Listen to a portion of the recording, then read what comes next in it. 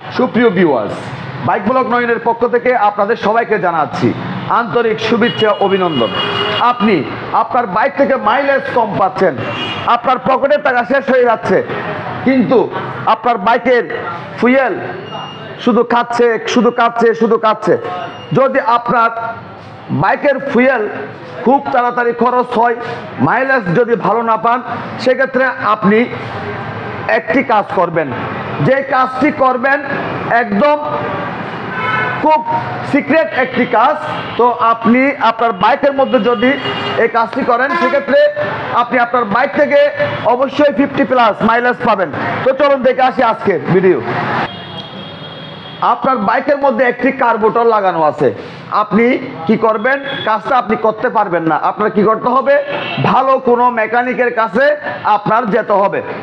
আপনি আপনার বাইকের কার্বোরেটরটি প্রথমে ভালো মেকানিক দিয়ে খুলে নেবেন আপনার বাইক থেকে কার্বোরেটর খোলার পর যে কাজটি করতে হবে সেটি হচ্ছে কার্বোরেটরের তলাটি খুলে নিতে হবে।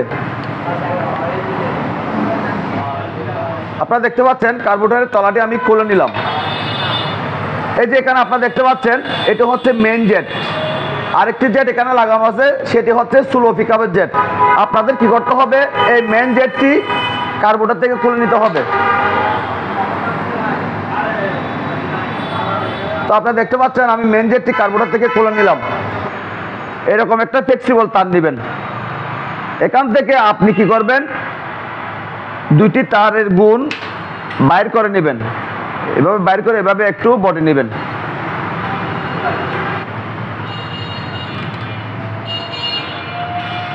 তারপর যে কাজটি করতে হবে, এই দুটি তারের গুণ এই মেইন জেটের ভিতরে এভাবে ঢুকিয়ে নিতে হবে। নিচের দিকে তারটা এভাবে বডি দিবেন।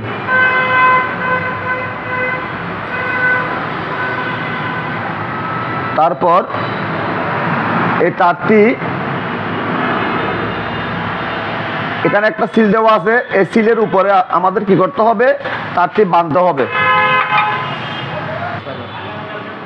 এই যে আপনারা দেখতে পাচ্ছেন আমি তারটি জেডের সাথে বেঁধে দিলাম।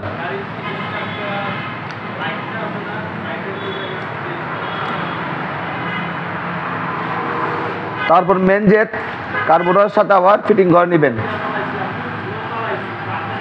তারপর কার্বোরেটরটি আবার পুনরায় ফিটিং করে নেবেন।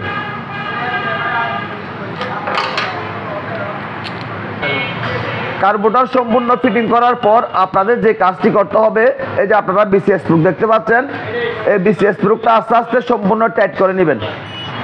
বিসিএস স্ক্রু আস্তে আস্তে সম্পূর্ণ টাইট করার পর এই হাফ,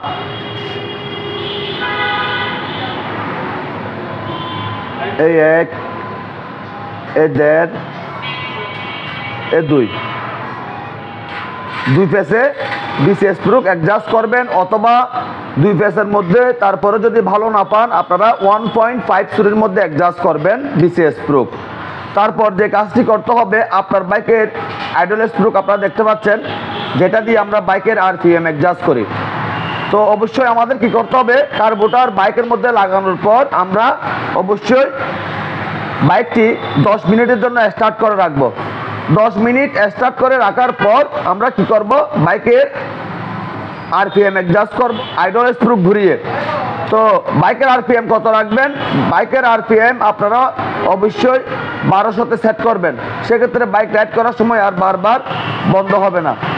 আমি এতক্ষণ আপনাদের যে কাজটা দেখিয়েছি, একই কাজ আমি এই বাইকের মধ্যে করছি।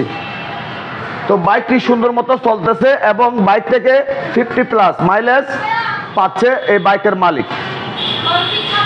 আপনি যদি আপনার বাইকের মধ্যে যদি মাইলেজ কম পান, অবশ্যই আজকের টিপসটি ফলো করবেন। সেক্ষেত্রে আপনার বাইকের মাইলেজ অবশ্যই 50+ হয়ে যাবে, যদি আপনার বাইকের সব কিছু যদি ঠিক থাকে। তো আমি আপনাদের একই কাজ এই বাইকের মধ্যে করছি। তো সেজন্য স্পার্ক প্লাগটি খুলে আমি আপনাদের দেখাচ্ছি স্পার্ক প্লাগের কি অবস্থা। তো আপনারা দেখতে পাচ্ছেন আমি স্পার্ক প্লাগ বাইক থেকে খুলে নিলাম। স্পার্ক প্লাগের চেহারাটা আপনারা দেখেন। কি সুন্দর বাদামি কালার হয়ে আছে দেখেন আপনারা। এই কাজটি করুন, আপনার বাইকের মাইলেজ অবশ্যই অবশ্যই অনেক বেড়ে যাবে। আপনাদের যদি আমার আজকের ভিডিও যদি ভালো লেগে থাকে লাইক করবেন, কমেন্ট করবেন এবং বেশি বেশি করে শেয়ার করবেন। আর আমাদের ছোট্ট এই পরিবারটি সামনের দিকে এগিয়ে যাওয়ার জন্য সুযোগ করে দিবেন। সবাইকে অনেক অনেক ধন্যবাদ জানিয়ে আজকের মতো বিদায় নিলাম।